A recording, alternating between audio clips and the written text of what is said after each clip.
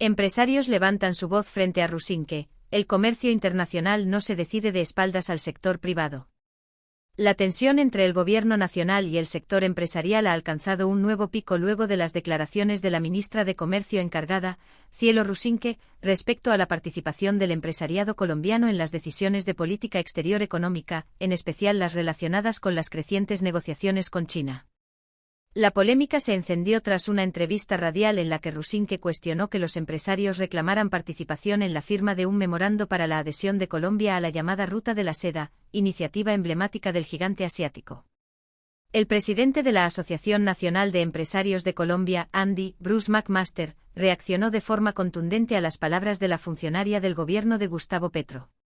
Para McMaster, resulta preocupante que desde el alto gobierno se desconozca el papel esencial que cumple el sector empresarial en el desarrollo y dinamismo del comercio internacional, especialmente en un país como Colombia, cuya economía se sustenta en buena medida en la capacidad del sector privado para producir, generar empleo, exportar y atraer inversión extranjera.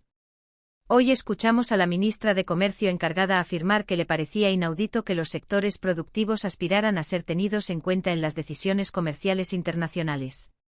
Parece que se le ha olvidado un detalle fundamental: quienes hacemos comercio somos nosotros, los empresarios. No se puede pretender tomar decisiones sobre nuestro futuro económico sin que seamos escuchados. Es una visión profundamente equivocada, declaró McMaster en una rueda de prensa convocada de manera extraordinaria por la ANDI. El sector empresarial, excluido de las decisiones. El eje de la controversia se centra en el memorando de entendimiento que el gobierno colombiano pretende firmar con China para unirse formalmente a la iniciativa de la Franja y la Ruta, también conocida como la Ruta de la Seda del siglo XXI. Este ambicioso plan impulsado por el presidente Xi Jinping tiene como objetivo ampliar las conexiones comerciales de China con el mundo a través de infraestructura, inversión y cooperación bilateral. Para muchos países en desarrollo, esta iniciativa representa oportunidades significativas, pero también riesgos geopolíticos y económicos. La molestia de los gremios no se limita a las declaraciones puntuales de Rusinque, sino a una tendencia creciente del Ejecutivo de avanzar en decisiones trascendentales sin establecer canales adecuados de diálogo con el sector privado. No es un tema ideológico. Es un asunto práctico de sentido común. Nadie conoce mejor las implicaciones de un acuerdo comercial que quienes día a día trabajan para abrir mercados, negociar contratos y enfrentar barreras arancelarias y no arancelarias. No nos pueden dejar por fuera del proceso, enfatizó McMaster. ¿Qué es la Ruta de la Seda y por qué preocupa? La Ruta de la Seda es una de las iniciativas geoeconómicas más ambiciosas del siglo XXI. Desde su lanzamiento en 2013, China ha promovido este proyecto como un mecanismo para profundizar su influencia global mediante grandes inversiones en infraestructura, cooperación comercial y préstamos a países aliados. Más de 150 naciones han firmado acuerdos con Beijing en el marco de esta iniciativa, incluyendo varios países de América Latina como Argentina, Perú, Ecuador y Venezuela. La entrada de Colombia en esta estrategia podría representar oportunidades importantes en términos de financiamiento de obras de infraestructura, atracción de inversión y acceso a mercados asiáticos. Sin embargo, también implica desafíos. Uno de los más evidentes es el impacto que podría tener en las relaciones históricamente estrechas con Estados Unidos, socio comercial prioritario del país. Diversos analistas y sectores políticos han advertido que la adhesión a la Ruta de la Seda podría interpretarse como un giro diplomático hacia China en detrimento de la alianza estratégica con Washington. Esta tensión se suma al ya delicado estado de las relaciones entre el presidente Petro y su homólogo estadounidense, el republicano Donald Trump, con quien ha mantenido marcadas diferencias ideológicas y diplomáticas. El papel fundamental del empresariado.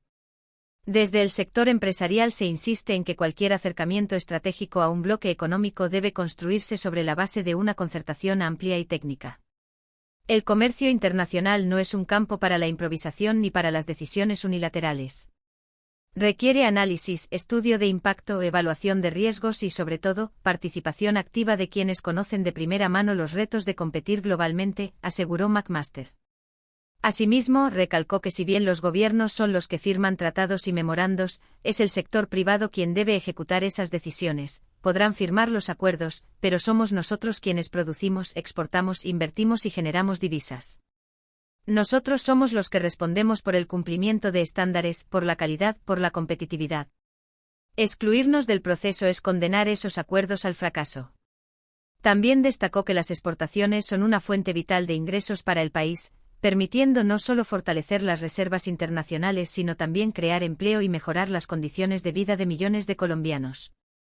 Hablar de comercio sin el sector empresarial es como hablar de agricultura sin campesinos, ironizó. Preocupaciones más allá del memorando.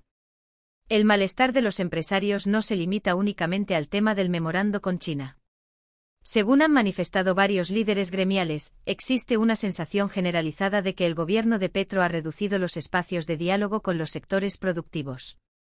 La toma de decisiones económicas, aseguran, se ha centralizado en la Casa de Nariño, con poca interlocución y escasa consulta técnica. Además, algunos gremios han señalado que ciertas políticas adoptadas por el gobierno, como reformas laborales o tributarias, han sido impulsadas sin la suficiente consideración a sus efectos sobre el tejido empresarial del país. El desarrollo económico se construye de manera colaborativa. No podemos avanzar si se percibe al empresario como un enemigo o un obstáculo. Somos aliados del progreso, sostuvo el presidente de la ANDI. ¿Hacia dónde va la política exterior económica? El episodio con Rusinque deja en evidencia una creciente desconexión entre el gobierno y los gremios económicos respecto al rumbo de la política exterior comercial. La falta de alineación entre los intereses nacionales y las decisiones internacionales puede tener consecuencias serias, no solo en términos de inversión extranjera sino también de reputación y estabilidad institucional. Para muchos observadores, el caso resalta la necesidad urgente de establecer mecanismos formales de participación del sector privado en las decisiones de alto nivel, especialmente en lo que respecta a tratados, alianzas estratégicas y cooperación internacional. Ignorar al empresariado en estos procesos no solo debilita las políticas adoptadas, sino que puede generar resistencias internas que dificulten su implementación. En un entorno global cada vez más competitivo, donde las reglas del comercio se transforman rápidamente y los actores internacionales juegan con intereses claros, Colombia necesita una estrategia cohesionada, técnica y dialogada. Dejar al margen a los empresarios, los verdaderos protagonistas del comercio internacional, solo conduce al aislamiento y la improvisación. Un llamado al diálogo. Las diferencias entre el gobierno y el sector empresarial no tienen por qué convertirse en confrontaciones estériles. Por el contrario, pueden y deben ser la base para construir consensos sólidos que fortalezcan la economía nacional. Pero esto solo será posible si existe voluntad política de escuchar, de incluir, de reconocer el papel que cumple cada actor en la construcción del desarrollo. El memorando con China puede representar una oportunidad para Colombia, pero solo si se construye sobre cimientos de confianza, análisis riguroso y participación plural. Lo contrario es correr el riesgo de hipotecar el futuro comercial del país sin garantías de éxito ni respaldo del sector que más tiene que ganar o perder en esta clase de acuerdos, el empresarial. Si te interesa el análisis político y económico desde una mirada crítica e informada, no olvides suscribirte a nuestro canal y dejar tu opinión en los comentarios. ¿Crees que Colombia debe ingresar a la ruta de la seda? El gobierno debería consultar más con los empresarios antes de tomar decisiones estratégicas. Te leemos.